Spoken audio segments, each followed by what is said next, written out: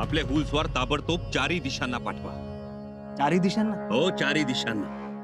अहो पण राजा चिक्कदेवरायाची फौज तर समोरच्या बाजूने येते. म्हणजे तशी आपल्या हेरांची पक्की खबर आहे बघ. आज तर गनिमी कावा आहे. दाजी साहेब, कावा ओळखत चला. ही जी खबर आपल्यापर्यंत पोहोचवण्यात आली आहे ती आपल्याला गाफील ठेवण्यासाठी. प्रत्यक्षात तसं नाही. आमचाही तोच काय असे राजन. नाही तर तो लबाड चिकदेवराय आपल्यावर चालून येतो आणि त्याची चाहूल आपल्याला कशी काय लागू देतो. याचा अर्थ शंभूबाळ तुम्हाला शंका येते? होय काका महाराज, जे चित्र आपल्याला दाखवलं जातंय ते प्रत्यक्षात नक्कीच तसं नाही. चिकदेवरायानं काहीतरी गुप्त हालचाल केली असणार. राज, तुम्ही जे म्हणताय त्यात काही तथ्य असेल, कारण तो चिक्कदेवराय तसा बदमाशच आहे बघ. राजन, हमें जल्दबाजी करनी होगी. होय कविराज, आपल्याला वेगानं हालचाली कराव्या लागतील. काका महाराज, दाजी साहेब, तुम्ही इकडच्या प्रांतातले जाणकार आहात. तुम्ही सांगा आपण काय केलं पाहिजे. शंभूबाळ गांगरून जाण्याचं काही कारण नाही. चिकदेवराय कसाही असला तरी असलं धाडस करणार नाही. काका महाराज, आमच्या आबासाहेबांनी आम्हाला एक मंत्र दिलाय, अखंड सावधान. त्यामुळं आम्ही गाफील राहू शकत नाही. दाजी साहेब, फौजेला तयार राहण्याच्या सूचना करा आणि लढाईच्या उद्देशानंच फौज सिद्ध करा. जेवण खावण असेल ते करून घ्या म्हणावं. टेकड्या, दाट झाडं ह्याच्या आधारानं सावधपणे पुढे जाणं आणि झाल्यास बचाव करणं फार गरजेचं आहे. बचाव कसला कविराज? आता करायचा तो हल्लाच. चिकदेवरायानं कल्पनाही केली नसेल असा हल्ला. हर हर महादेव!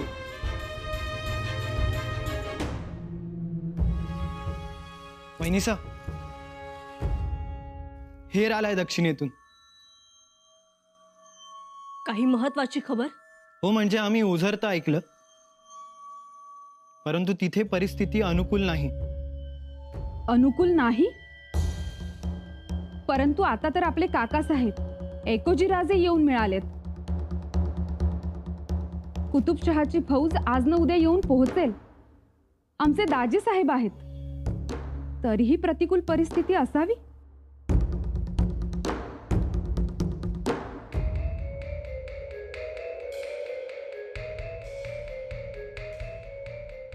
परिस्थिती प्रतिकूलच आहे. पंत, जे काही असेल ते स्पष्टपणे बोलावं. स्पष्ट सांगायचं झालं तर हेरांनी जी खबर आणली ती थोडी काळजीत टाकणारी.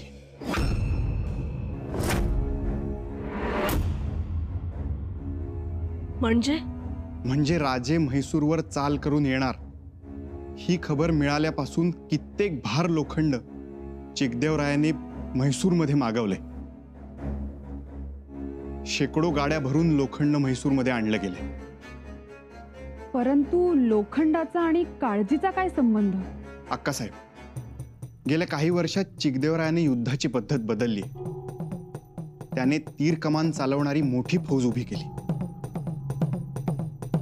जी अत्यंत निष्णात आहे. अचूक मारा करून शत्रूला घायाळ करण्याचं कसब त्यांच्याकडे आहे. हे खरं आहे आणि म्हणूनच आपल्या पराक्रमी सरदारांचा पराभव झाला. हो, आणि तीच परिस्थिती पुन्हा निर्माण होऊ शकते. हजारो कारागीर बाण तयार करत आहेत आणि ही खबरच काळजीत टाकणारी आहे. पंत, ही खबर जशी तुम्ही आम्हाला दिलीत तशी राजेंना? जी, एक खेर राजांकडे गेलाय आणि मी रायगडाकडे आलोय. असं? वहिनीसा, तो चिकदेवराय अत्यंत मगरूर आणि विश्वासघातकी आहे. म्हणूनच आम्हाला असं वाटतंय की राजेंना 10,000ची कुमक पाठवावी. पंत, तुम्ही फौज तयार करा.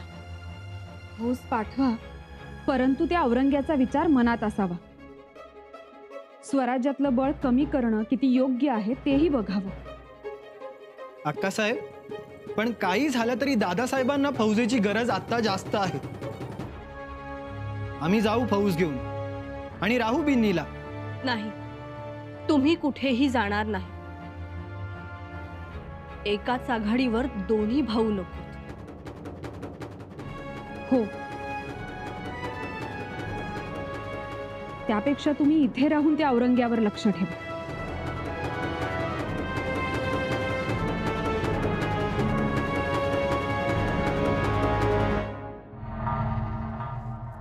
जहापना,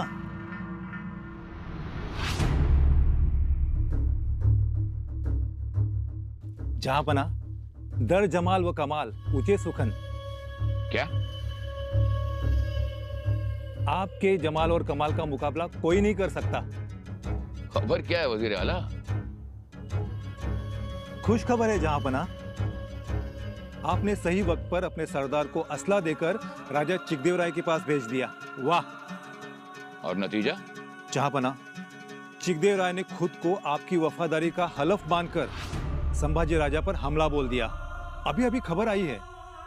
वाह, ये तो बहुत बढ़िया खुशखबरी लाया वजीर आला. हमारा दिल बाग बाग हो गया. अब चिकदेव राय संभाजी को नहीं बख्शेगा. जी जहापना. वजीर आला, राजा चिकदेव राय सिर्फ एक बड़ा सूरमा नहीं है, खूंखार भी है. सूरमाओं का सूरमा है और जालिमों का जालिम. जी जी मेरे आका. लेकिन क्या? जहापना, संभाजी भी आसानी से हार मानने वालों में से नहीं है. वजीर आला, आप जो कह रहे हैं वो यहाँ दक्कन में दुरुस्त हो सकता है, लेकिन वहां मैसूर परगना में नहीं. संभाजी ने चिकदेव राय के इलाके में जंग करके अपनी फौज को मौत के दरवाजे पर धकेल दिया है. वजीर आला, राजा चिकदेव राय को हमारी तरफ से जो मदद चाहिए उसे दो.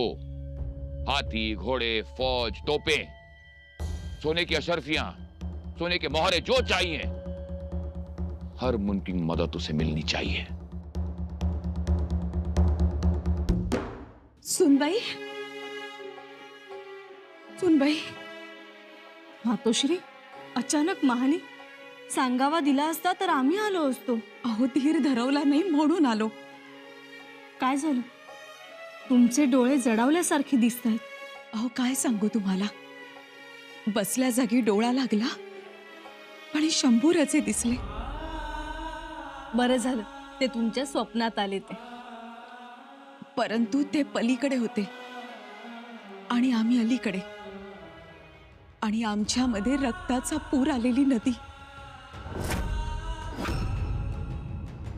काय? हो ना, त्यांनी असा पाय बुडवला त्या रक्ताच्या पुरात आणि आमचे डोळे उघडले. काय असेल हो? याचा अर्थ एकच होतो, तुमचे चिरंजीव आणि आमचे राजे त्यांच्या तलवारीनं रक्ताचे पाट वाहते. भीती वाटते हो आम्हाला. असं का स्वप्न पडलं असेल? असे स्वप्न कधी पडत नाही, आणि आले तर असे स्वप्नात येत नाहीत. सुनबाई, स्वार पाठवाल का हो कर्नाटक प्रांतात? त्याची काही गरज नाही. स्वार रोज येतो, रोजच खबर मिळते आपल्याला.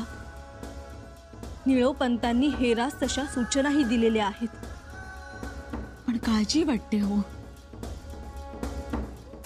मातोश्री,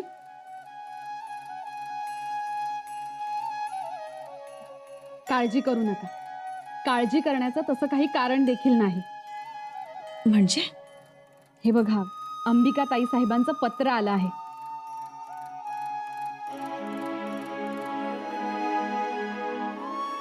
अंबिकाबाई साहेबांचं पत्र?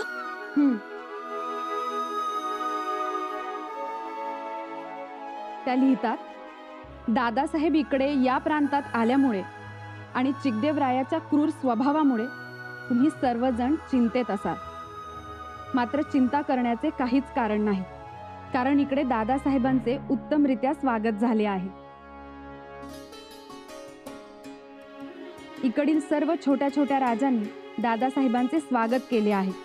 आणि महत्त्वाचे म्हणजे आमचे साहेब सरदार महाडिकही निरोप पावताच दादासाहेबांच्या भेटीस गेले आहेत. एवढेच नाही तर इकडचे इक्केरीचे राज्याचे राजे शिवप्पा नायक, त्याचबरोबर मधुरेचा राजा चोकन्नाथ, रामनाडचा राजा सूर्य मश्वनायक हे सर्वजण दादासाहेब आल्याने खुश झालेत. जगदीश्वरा, बघितलं ना, आणि तुम्ही काळजी करत होता. अंबिकाताई साहेब पुढे लिहितात, महाराज साहेब, आजोबा शहाजी राजे साहेबांची पुण्याई इथे घराघरांच्या गणेशपट्टीवर लिहिली गेली आहे.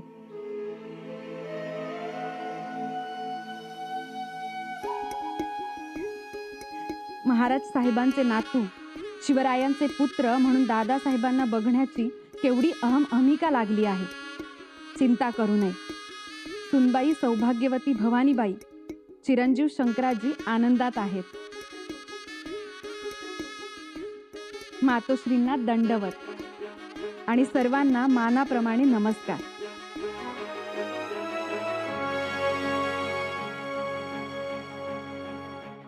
बघितलं ना मातोश्री, आत्ता जीव भांड्यात पडला आमचा. चिंता मिटली.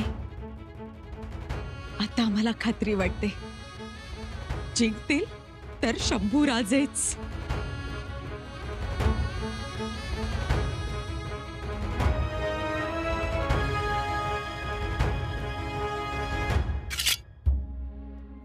राजन, फौज तयार आहे. शाबास. 20,000ची फौज, जिनबंद घोडा, हत्यारबंद मावळा ह्या क्षणाला मैसूरच्या दिशेनं तोंड करून उभा आहे आणि आपल्या एका आदेशाची वाट बघतोय. त्या उन्मत्त चिकदेवरायाला नमवण्याचा क्षण जवळ आला तर. जी राजन. राजन, आपल्या फौजेतील घोडी पायाच्या खुरांनी माती उडवत आहेत. कविराज, एकूणच सगळ्यांना घाई झालेली दिसते. जी, आपल्या सैन्याची रचना बगलामुखी आहे. आघाडीवर हरजीराजे आहेत, एका बाजूला आपण आणि एका बाजूला एकोजीराजे आहेत. नाही कविराज, आघाडीवर आम्ही राहणार. हरजीरावांना मागे ठेवा. राजन, आता सैन्याची हलवालो करणं अशक्य आहे. कविराज, आधी आम्हाला सैन्याची रचना तर बघू द्या. चला बा, सर्वजणच आपली वाट बघतायत. आपला तोफखानाही सज्ज आहे आणि आपले निष्णात गोलंदाज आपल्या एका इशाऱ्याची वाट बघतायत. कविराज, एवढ्या या प्रहरात जे हेर आले त्यांच्याकडून काही खबर? येणाऱ्या खबरा आपल्या फायद्याच्या, कारण चिकदेवरायाची फौज पोहोचण्यापूर्वीच आपण सुरक्षित ठिकाणी जागा धरून राहू.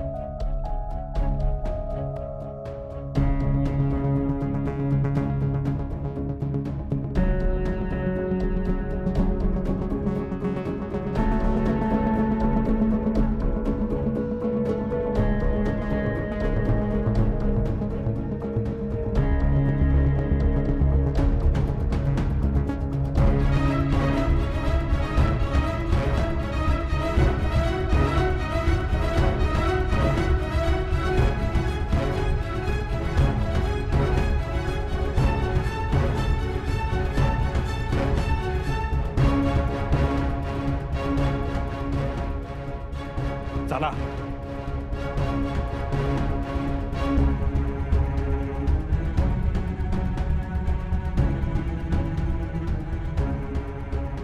बहावा, भले, नागो, एकटा, हाना मारा, तर यही त्रिया बेडे मागे हटायचं नाही म्हणतो मी.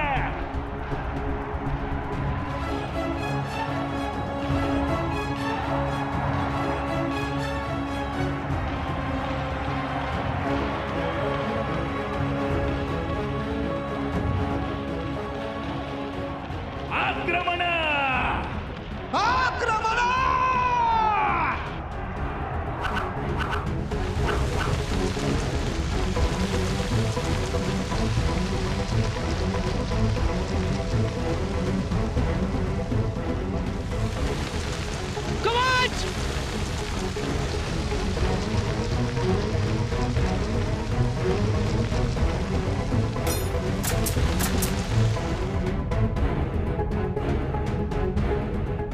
भाजन खूप मोठा धोका झालाय.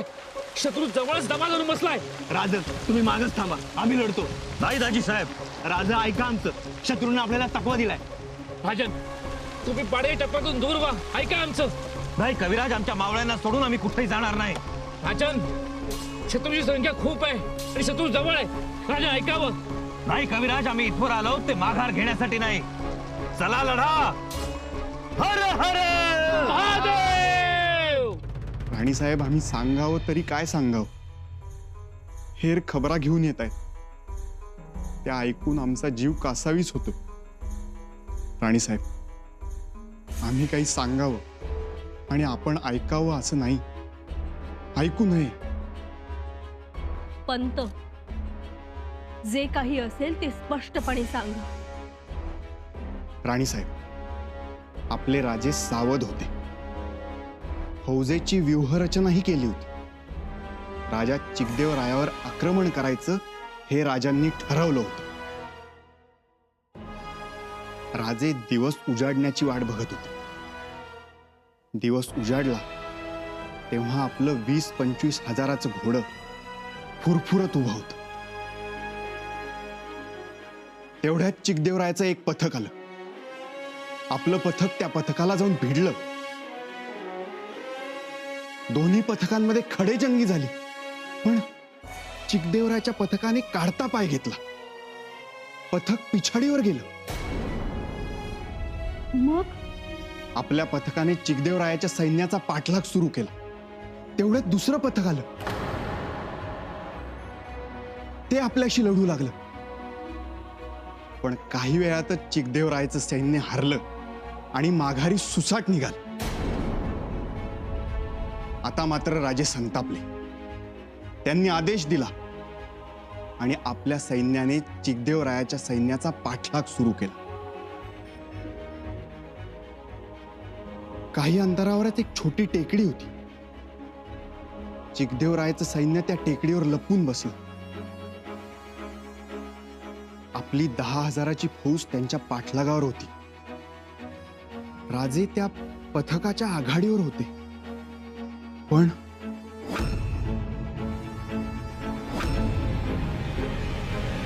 आपली 10,000ची फौज त्यांच्या पाठलागावर होती.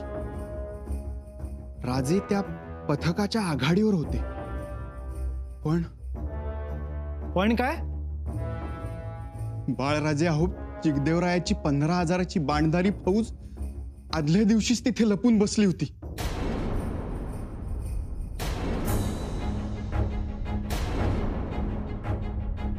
त्याच्या पथकाने आपल्या फौजेस तिथवर नेलं आणि टप्प्यात येताच एकाच वेळी तिखट अणकुचीदार बाणांचा मारा चालू केला. आक्रमण!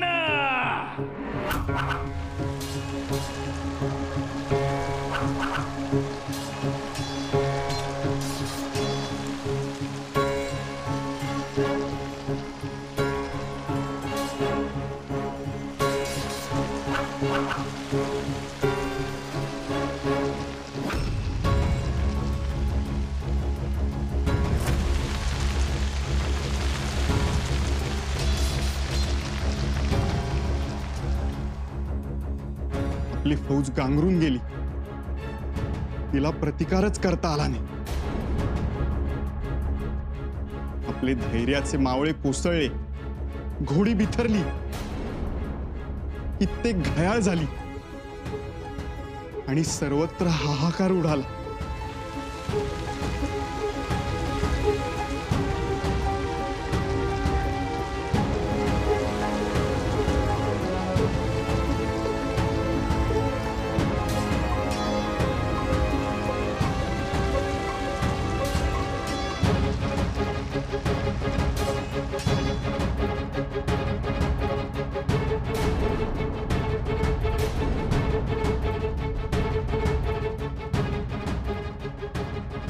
आणि राजे,